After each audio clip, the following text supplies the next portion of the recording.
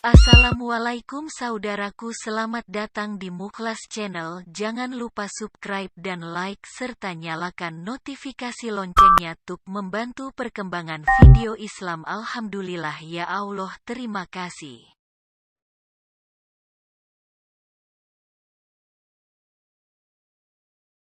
Nabi Muhammad Shallallahu Alaihi Wasallam. Mekah yang semula hanya ditinggali oleh Hajar dan Nabi Ismail, seiring dengan berjalannya waktu, berubah menjadi sebuah negeri yang besar.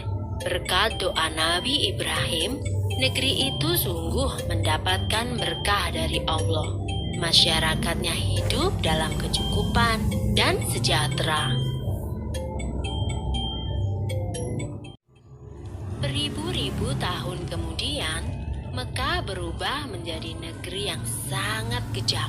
Sebagian besar masyarakatnya mulai melupakan ajaran agama yang benar dan berganti menyembah berhala-berhala yang mereka ciptakan sendiri. Di antaranya adalah Saman, Watan, Nusyun, dan masih banyak lainnya. Semua itu adalah Tuhan yang mereka ciptakan dari batu, kayu, ataupun logam. Kaum Quraisy menganggap harta adalah segalanya. Bagi yang memiliki harta paling banyak, dialah yang akan menjadi pemimpin. Demi mencapai kehormatan dan kedudukan, mereka menghalalkan segala cara. Karena itu pula, mereka seringkali terlibat dalam perselisihan dan kadang-kadang menimbulkan perang antar saudara.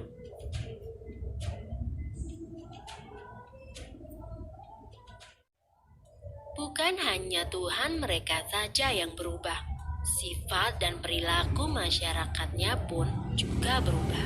Kaum Quraisy yang secara turun-menurun menguasai Mekah dan Ka'bah mulai membentuk kelompok masing-masing. Mereka sangat berkuasa dan kaya raya. Namun kekayaan itu mereka dapatkan dengan cara yang tidak halal. Merampok, memeras rakyat kecil, berjudi, curang dalam berdagang, dan perbudakan yang sangat kejam.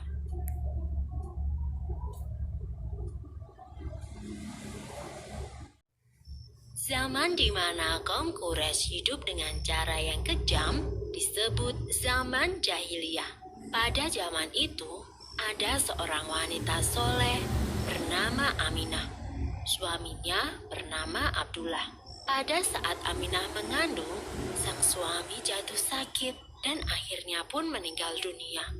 Aminah merasa sangat sedih karena harus hidup sendirian. Pada suatu malam, ia bermimpi melihat bulan jatuh ke pangkuannya. Menurut ahli tafsir mimpi, kelak anak yang dikandung oleh Aminah akan menjadi orang yang dihormati. Mekah dan Ka'bah semakin ramai dan berkembang.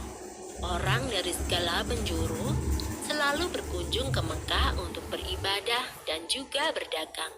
Kemajuan Mekah membuat Abraha, seorang gubernur di Yaman, merasa kesal. Ia telah membuat rumah ibadah yang jauh lebih besar dan lebih megah daripada Ka'bah. Namun, tidak ada satupun orang yang mau beribadah ke Yaman. Abraha lalu memerintahkan agar semua pasukannya bersiap-siap. Mereka akan menyerang Mekah dan menghancurkan Ka'bah.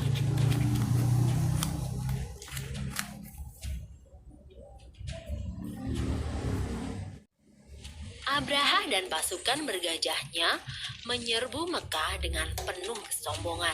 Ketika ia akan menghancurkan Ka'bah, tiba-tiba datang ribuan burung ababil. Burung-burung itu membawa batu-batu berapi dari neraka. Kemudian, batu-batu itu dilemparkan ke arah pasukan gajah Abraha. Dalam sekejap mata, pasukan Abraha berhasil dikalahkan dan Ka'bah pun dapat diselamatkan. Tahun itu kemudian disebut dengan Tahun Gajah. Pada tahun gajah itu pula, Aminah melahirkan putranya. ia memberikan nama Muhammad, sebuah nama yang tidak lazim untuk anak-anak kaum Quraisy. Ialah Nabi Muhammad, nabi terakhir yang diutus oleh Allah. Ia dilahirkan pada hari Senin, 12 Rabiul Awal, tahun Gajah. Selesai. Sumber dalam Al-Quran terdapat dalam surat Al-Fil ayat 1-5 yang artinya, apakah kamu tidak memperhatikan bagaimana Tuhanmu telah bertindak terhadap tentara bergajah? Bukankah Dia telah menjadikan tipu daya mereka untuk menghancurkan Ka'bah itu sia-sia?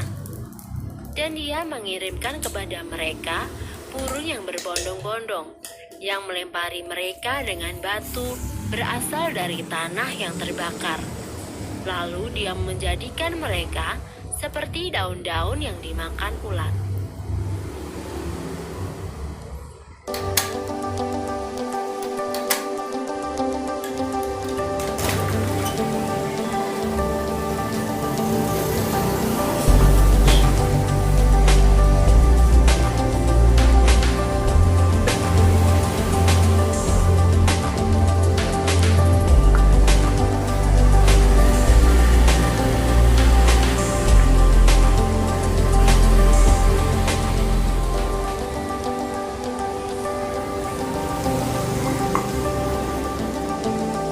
Nabi Muhammad dilahirkan pada tanggal 12 Rabiul Awal tahun Gajah. Ibundanya bernama Aminah binti Wahab dan ayahnya adalah Abdullah bin Abdul Muthalib. Keduanya berasal dari keluarga yang terpandang dan dihormati oleh kaum Quraisy. Nabi Muhammad berasal dari keturunan Nabi Ismail alaihissalam. Namun sayangnya, Nabi Muhammad dilahirkan dalam keadaan yatim karena ayahnya sudah meninggal sebelum ia dilahirkan. Sesuai dengan tradisi, setiap bayi yang lahir akan dititipkan pada wanita padang pasir untuk diasuh dan disusui. Maka, setelah 3 hari dari kelahirannya, Nabi Muhammad dititipkan kepada Suwaibah dan setelah itu diasuh oleh Halimah Sa'diyah. Nabi Muhammad diasuh oleh ibu susu hingga usianya 2 tahun.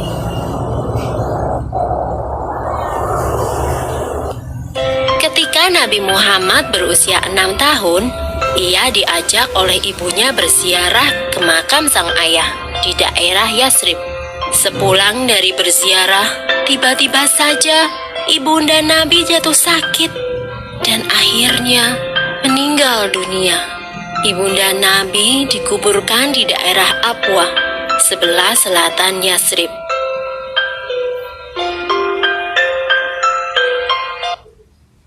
Setelah sang ibu meninggal, Nabi Muhammad tinggal bersama kakeknya, yaitu Abdul Muthalib. Ia adalah seorang pemimpin Quraisy yang sangat dihormati. Namun, Nabi Muhammad tidak tinggal lama bersama sang kakek. Sekitar 2 tahun kemudian, sang kakek meninggal dunia.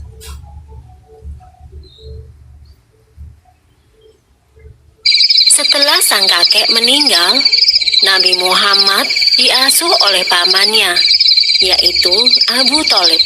Meskipun bukan keluarga kaya, Abu Thalib mengasuh Nabi Muhammad dengan baik. Nabi pun tumbuh dengan sifat-sifat yang terpuji. Ia sangat rajin, cerdas, dan selalu dapat dipercaya. Sejak kecil, Nabi Muhammad sudah terbiasa menggembalakan domba milik sang paman. Ia juga menawarkan jasa untuk menggembalakan domba kepada penduduk Quraisy. Karena sifat Nabi yang dapat dipercaya, banyak orang-orang yang menitipkan ternaknya. Demikianlah, Nabi sudah terbiasa bekerja sejak ia masih kecil.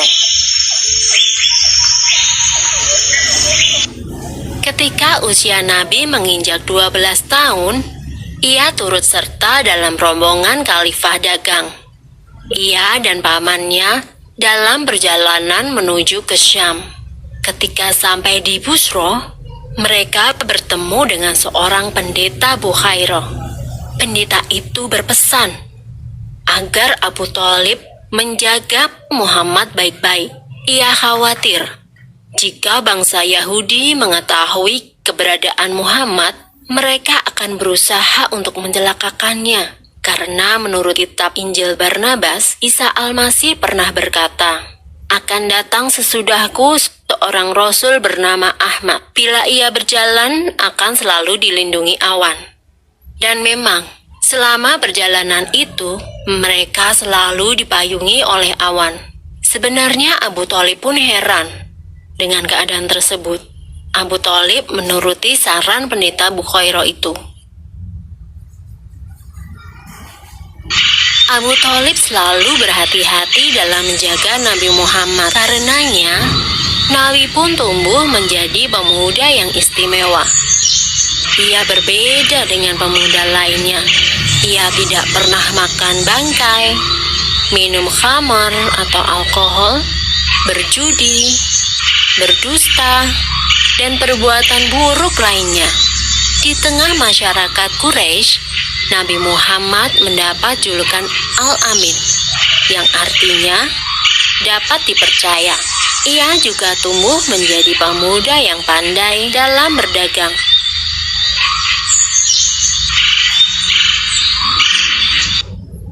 Selesai.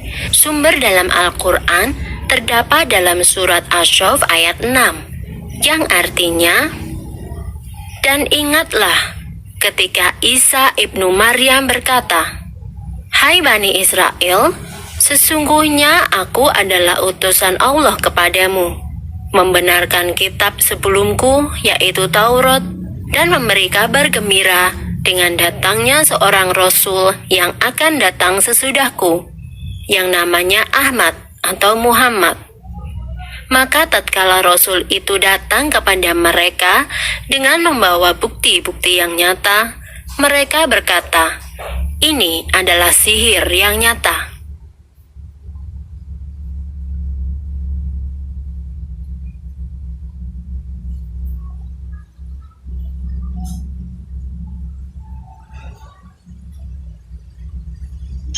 Muhammad adalah sosok yang amat mulia. Ia memiliki akhlak yang tinggi, rendah hati, sederhana, dan sangat jujur. Karena kejujurannya ini, ia dijuluki Al-Amin, yang artinya dapat dipercaya. Suatu hari, Abu Thalib, paman Muhammad, mendatangi seorang pedagang wanita yang sangat kaya raya. Pedagang itu adalah Khadijah.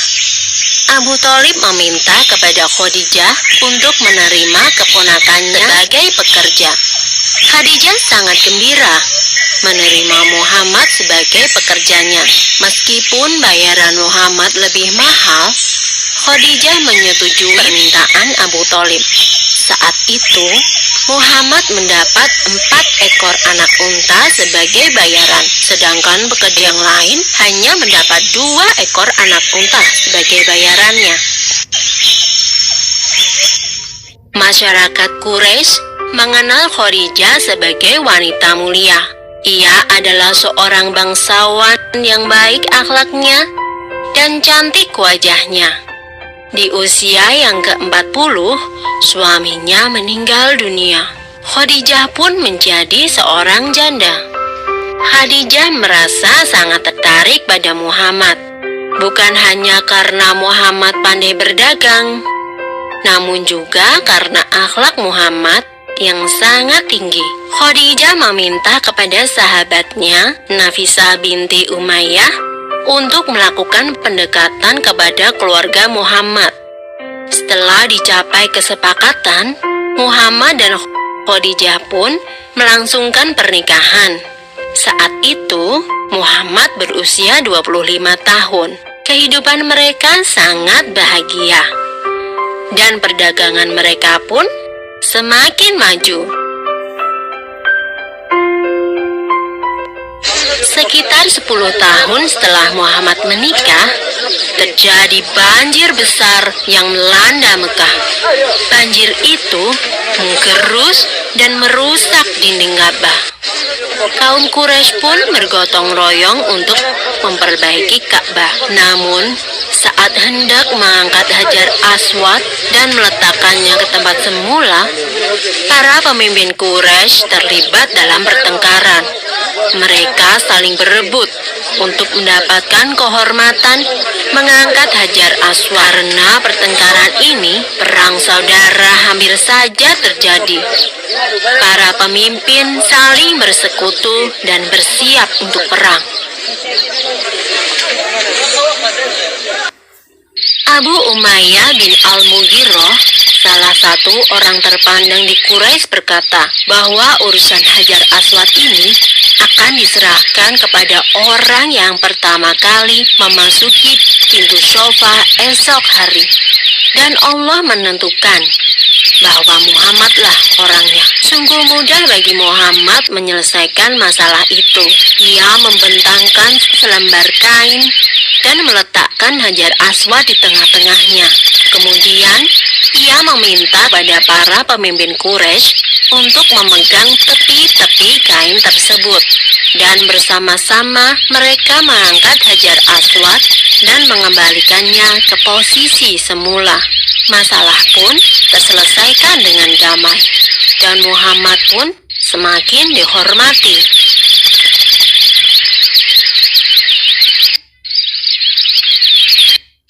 Kaum Quraisy tidak berbeda dengan kaum-kaum sebelumnya.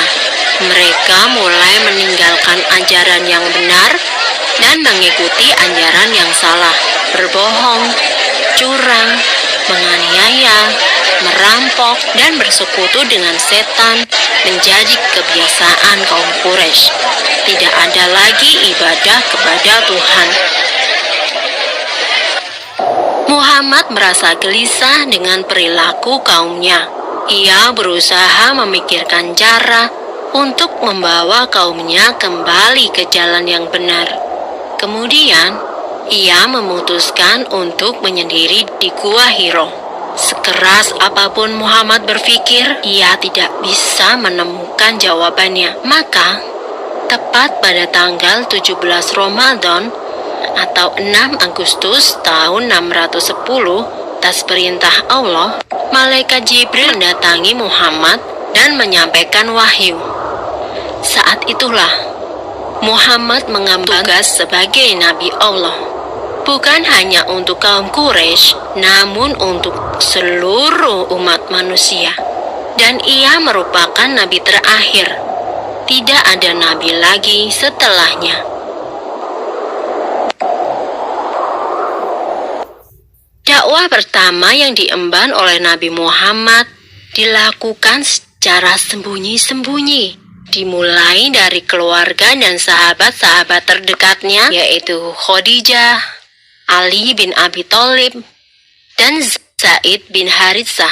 Setelah itu, orang dari luar keluarga Nabi Muhammad memeluk Islam. Mereka adalah Abu Bakar, Utsman bin Affan, Zubair bin Awam, Sa'id bin Abi Waqqas, Abu Rahman bin Auf, Tolhah bin Ubaidillah, dan masih banyak lainnya.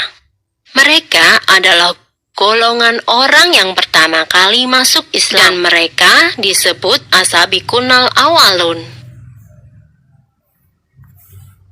Selama 3 tahun berdakwah sembunyi-sembunyi, pengikut Nabi Muhammad terus bertambah. Selama itu pula, kaum Quraisy tidak begitu peduli pada gerakan Nabi Muhammad. Namun, ketika akhirnya Nabi Muhammad mulai berdakwah secara terbuka, para kaum Quraisy mulai bangkit untuk melawan Nabi Muhammad. Apalagi dakwah Nabi yang paling keras adalah ajakan untuk memeluk Islam dengan cara meninggalkan Tuhan berhala mereka.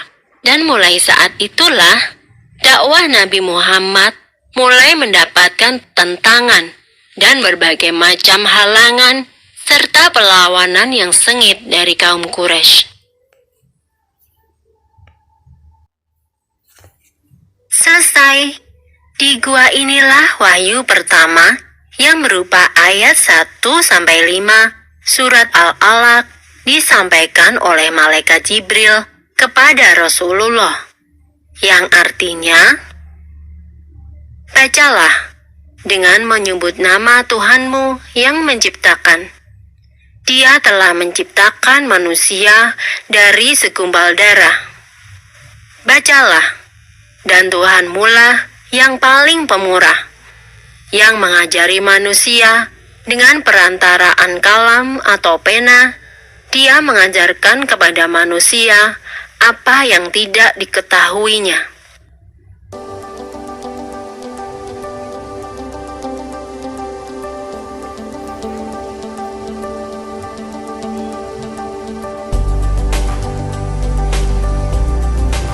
Kaum Quraisy menggunakan berbagai macam cara untuk melawan Nabi Muhammad. Al-Quran yang disampaikan oleh Nabi Muhammad mereka anggap sebagai syair biasa, sehingga mereka meminta pada Abu Sufyan bin Al-Haris untuk membuat syair tandingan.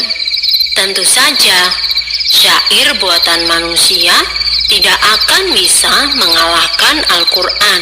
Gagal dengan rencana pertama, kaum Quraisy melaksanakan rencana kedua. Mereka mulai menakut-nakuti, bahkan menyiksa para pengikut Nabi Muhammad.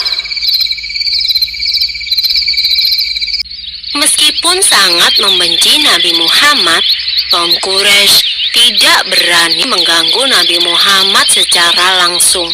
Itu karena sang Nabi berasal dari salah satu kabilah terpandang. Namun lain halnya dengan Abu Jahal. Ia adalah paman Nabi Muhammad dan ia sangat membenci Nabi Muhammad. Suatu hari ia membawa sebuah batu yang sangat besar bermaksud untuk membunuh Nabi. Ketika itu Nabi Muhammad sedang sholat di Masjidil Haram. Namun saat hendak melempar batu, tiba-tiba saja Abu Jahal melihat seekor unta raksasa yang sangat buas. Unta itu seakan hendak menelan Abu Jahal. Dan Abu Jahal pun segera pergi karena ketakutan. Percobaan pembunuhan kepada Nabi Muhammad selalu dilakukan secara diam-diam. Setelah Abu Jahal gagal, kini giliran Abu Lahab yang bertindak.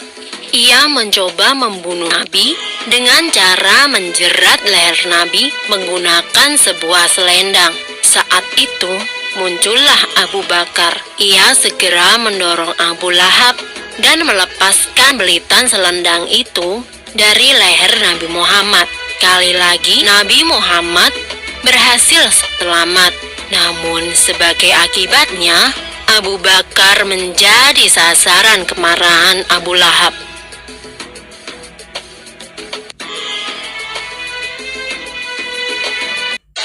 Pada tahun 10 kenabian Nabi Muhammad, dua tokoh besar Quraisy memeluk Islam. Mereka adalah Hamzah bin Abdul Muthalib dan Umar bin Khattab.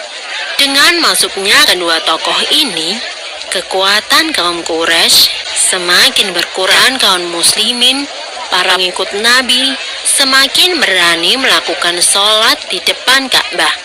Namun, sikap kejam kaum Quraisy tidak berhenti sampai di sini. Dipimpin oleh Abu Jahal, paman Nabi, dan Abu Sufyan, kaum Quraisy mengucilkan siapa saja yang berhubungan dengan Nabi.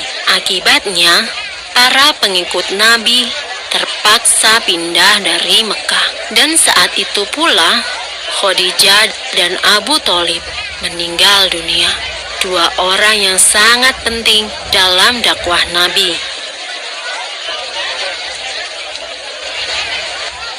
Setelah Khadijah meninggal, Nabi Muhammad pergi ke Taif untuk berdakwah kepada kaum Sakif.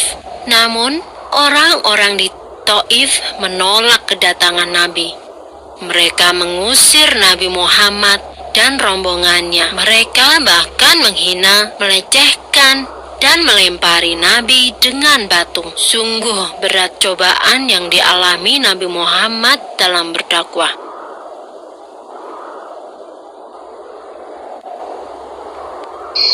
Pada tanggal 27 Rajab, tahun ke-11 kenabian, Allah memerintahkan kepada Nabi Muhammad untuk melaksanakan Isra dan Mi'raj. Isra adalah perjalanan Nabi Muhammad dari Masjidil Haram di Mekah menuju Masjidil Aqsa atau Baitul Maqdis di Palestina.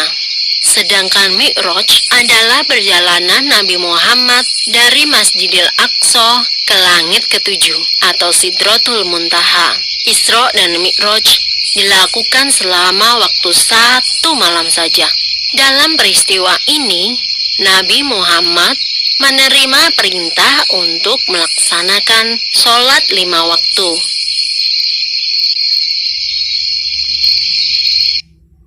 Peristiwa Isra Mi'raj Nabi Muhammad menjadi pukulan yang sangat besar bagi kaum kafir Quraisy dan juga kaum muslimin pengikut Nabi. Kaum Quraisy menjadikan peristiwa itu sebagai bahan olok-olokan dan menyebut Nabi Muhammad sebagai penipu dan pendusta. Mana mungkin bisa melakukan perjalanan dari Mekah ke Palestina hanya dalam waktu 1 malam. Ada beberapa pengikut Nabi yang terhasut oleh kaum Quraisy. Mereka menyatakan keluar dari Islam karena tidak percaya pada peristiwa Isra Mi'raj yang dialami oleh Nabi Muhammad.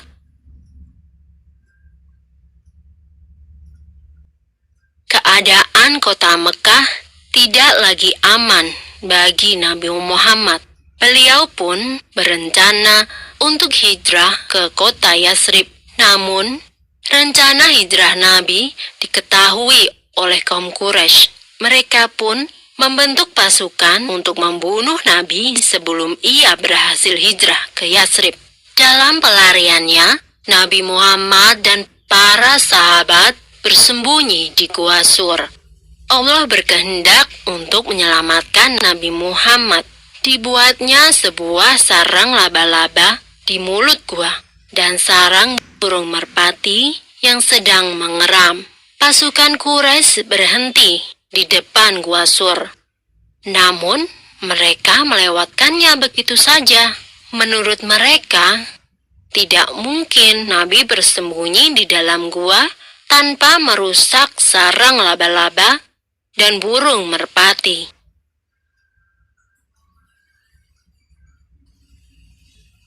Nabi Muhammad tiba di Yatsrib dengan selamat. Kaum muslimin di kota ini menyatakan sanggup untuk melindungi Nabi Muhammad. Dan selanjutnya, kota Yatsrib berubah nama menjadi Madinah, yang artinya kota Nabi. Selama Nabi tinggal di Madinah, sempat terjadi beberapa peperangan melawan kaum Quraisy yang terus saja mengejar Nabi Muhammad.